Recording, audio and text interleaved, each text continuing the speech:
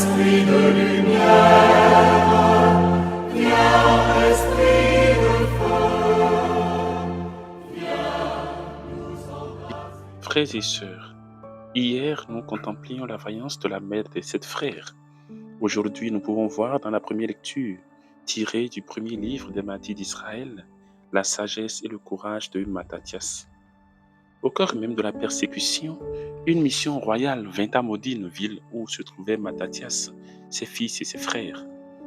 Les hommes du roi avaient pour seul ordre de faire exécuter le désir du souverain. Personnellement, j'ai toujours été estomaqué par cette incapacité de certains à laisser les autres libres, cette incapacité de certains chefs à gouverner sans dominer, comme s'ils étaient la récapitulation de toutes les bonnes idées. Cette attitude, malheureusement, n'est rien d'autre que la preuve d'une petitesse d'esprit. Bref, c'était une parenthèse. Devant donc la force de cette armée, Mattathias a su se garder de toute faiblesse. Il ne s'est pas laissé prendre par la beauté des promesses d'or ou d'argent, mais il a gardé sa dignité.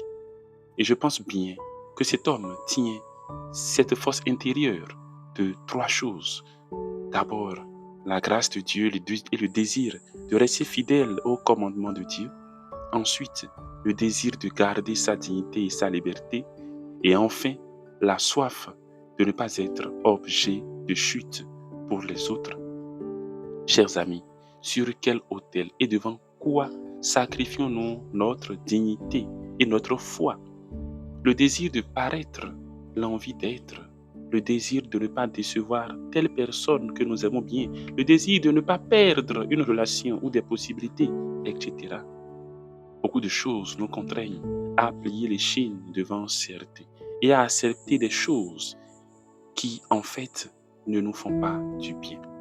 Sachons garder notre dignité. Que le mauvais exemple d'une tierce personne ne vienne en rajouter à notre hésitation. Un auteur disait, la conviction est la conscience de l'esprit. Que notre oui soit oui et que notre non soit non. Beaucoup nous regardent, beaucoup nous observent, même des gens insoupçonnés. Notre chute ne ferait que catapulter les autres dans le vice, le déshonneur et le mauvais choix.